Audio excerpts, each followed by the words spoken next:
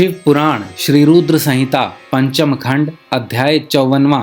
श्री कृष्ण द्वारा राक्षस सेना का संहार। महर्षि व्यास बोले, हे मुनि श्रेष्ठ सनत कुमार जी, जब कुष्मांड नामक दैत्य की पुत्री और उषा की सखी चित्रलेखा ने श्रीनगर की नगरी द्वारका जाकर वहां से सोते हुए उनके पोते अनिरुद्ध का अपहरण कर लिया, तब श्री कृष्ण ने क्या किया, इसके आगे की कथा से मुझे अवगत कराइए।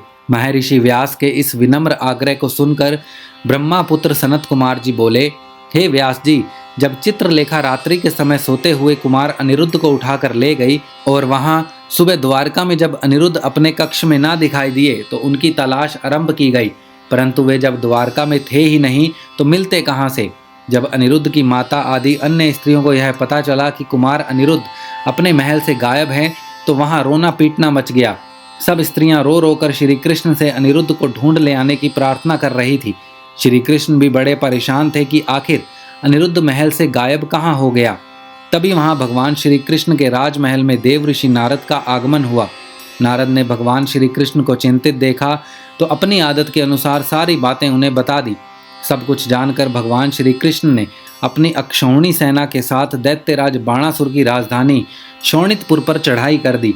प्रद्युमन, युयुधान, सांब, सारण, नंद, उपनंद, बलभद्र और कृष्ण के सभी अनुवर्ती इस युद्ध में उनके साथ थे। जब इस प्रकार भक्त वत्सल भगवान शिव ने अपने परम भक्त बाणासुर पर संकट को आते देखा तो वे स्वयं श्री कृष्ण से युद्ध करने के लिए आगे आ गए, क्योंकि शिवजी सदा से ही अपने भक्तों के अधीन रहते हैं। तब भगवान शिव और श्री कृष्ण की सेना में बड़ा भयानक युद्ध आरंभ हो गया। दोनों सेनाएं एक दूसरे पर विविध दिव्य अस्त्रों का प्रयोग कर रही थी। दोनों में से कोई भी सेना हार मानने को तैयार नहीं थी। तब भगवान श्री कृष्ण स्वयं देवादिदेव भगवान शिव के पास गए और हाथ जोड़कर उन्हें प्रणाम कर उनकी स्तुति करने लगे। श्री कृष्ण बोले, हे देवादिदेव, हे भक्तवत्सल, हे करुणा निधान भगवान शिव, आप सब प्रकार के गुणों से प्रकाशित हैं और अपने दुखों में डूबे हुए भक्तों को दुखों के सागर से उबारते हैं। भगवान, आज आप क्यों इस संसार की माया में लिप्त हो रहे हैं। प्रभु, यह तो आपके आदेश के अनुसार ही हो रहा है। पूर्व में आपने ही गर्व से भरे दैत्यराज बाणासुर को शाप दिया था कि उसकी 1000 भुजाओं का नाश शीघ्र ही होगा।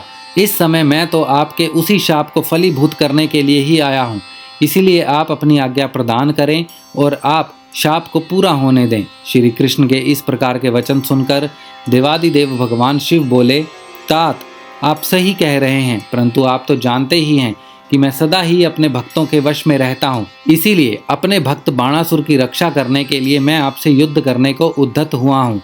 आपको भी अपना कार्य पूर्ण करना है और शाप को भी पूरा करना है। इसीलिए दैत्यराज बाणासुर से युद्ध करने से पहले आप मुझे जिब्रणास्त्र नामक शस्त्र द्वारा जिम्भ्रण कर दीजिए और फिर अपने कार्य को पूरा कीजिए।